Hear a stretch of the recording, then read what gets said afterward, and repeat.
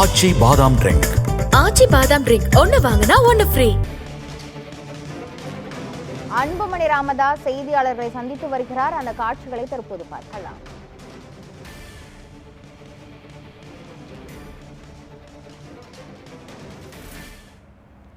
வன்னியர்கள் உள்ளிட்ட தமிழ்நாட்டில் உள்ள பின்தங்கிய சமுதாயங்களுக்கு அனைவருக்கும் அவர்களுடைய மக்கள் தொகை மற்றும் சமூக பின்தங்கிய நிலை ஏற்ப இடஒதுக்கீடு, கல்வி, வேலைவாய்ப்பு, சமூக நலத்திட்டங்கள், சிறப்பு செயல் திட்டங்கள் போன்ற அத்துணையும் கொடுக்க வேண்டும் என்ற நோக்கத்திலே இந்த மாநாட்டை நடத்துகின்றோம்.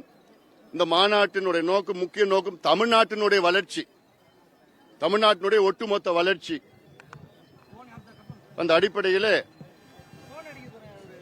இந்த மாநாட்டை வெற்றிகரமாக நடத்தியிருக்கின்றோம். இதில் அனைவரும் கலந்து கொள்ள வேண்டும்.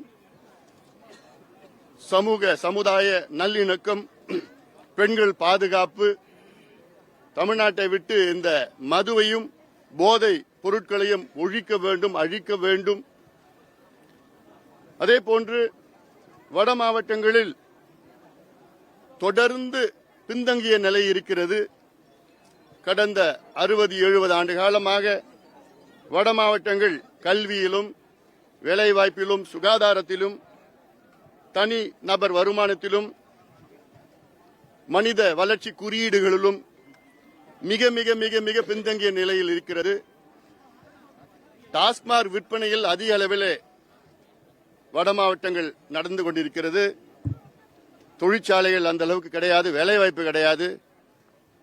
குடிசைகள் உள்ள அதிக உள்ள பகுதி வட மாவட்ட பகுதிகள்.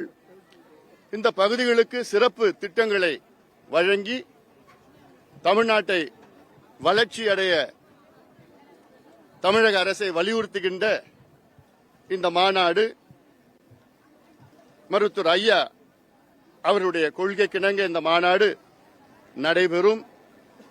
இதில் அனைவரும் கலந்து கொண்டு சமூக நீதியை நிலைநாட்டுவோம்.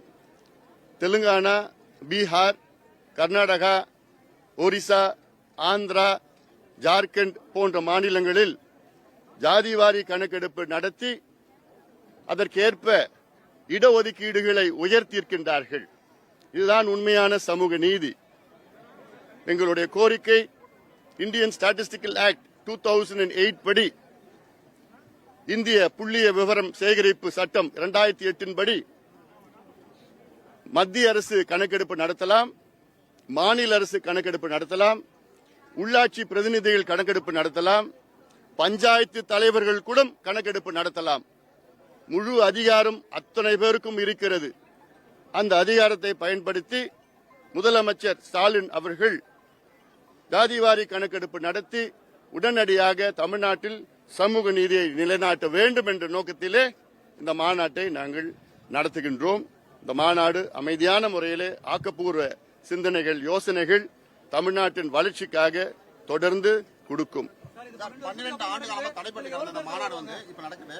தொண்டர்களுக்கு என்னென்ன கட்டுப்பாடு வரக்கூட வழியில நிச்சயமா நாங்க அது வீடியோ கான்ஃபரன்ஸ்ல பேசிருக்கீங்க, என்னென்ன பண்ணிருக்கீங்க? இது நாங்க ஒவ்வொரு மாவட்ட செயலாளர், ஒன்றிய செயலாளரிடம் தனிப்பட்ட முறையில நானும் பேசிட்டு வரேன்.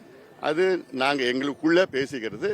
நிச்சயமாக ஒரு சின்ன அசம்பாவிதம் கூட நடக்கக்கூடாது. அமைதியான முறையில இந்த மாநாடு நடைபெறும். இந்த மாநாட்டிற்கு எங்களுடைய மருத்துவர் ஐயா அவர்கள் அனைத்து சமுதாய மக்களும் அழைத்திருக்கின்றார். குறிப்பாக பட்டியலின சமுதாய மக்களை அதிக அளவில் வாருங்கள், நாம் எல்லோரும் சகோதரர்கள். இங்கே நம்ம கோரிக்கை என்ன? பட்டியலின சமுதாயம், மன்னிய சமுதாயம், பின்தங்கிய சமுதாயம், மிக மிக பின்தங்கிய சமுதாயம் எல்லாம் வளர்ச்சி அடைய வேண்டும். அதனால்தான் இந்த மாநாடு ஆக்கப்பூர்வமான முறையில் இந்த மாநாடு நடைபெறும். இந்த மாநாடு யாருக்கும் எதிரானது கிடையாது. மீண்டும் சொல்கின்றேன், இந்த மாநாடு தமிழ்நாட்டின் வளர்ச்சிக்காக, தமிழ்நாட்டில் யார் யார் பின்தங்கி பாதாளத்தில் இருக்கின்றார்களோ அத்துணை சமுதாயங்களும் முன்னேறியதான் தமிழ்நாடு முன்னேறும். அந்த நோக்கத்திற்காகத்தான் இந்த மாநாட்டை நடத்துகின்றோம். நன்றி, வணக்கம்.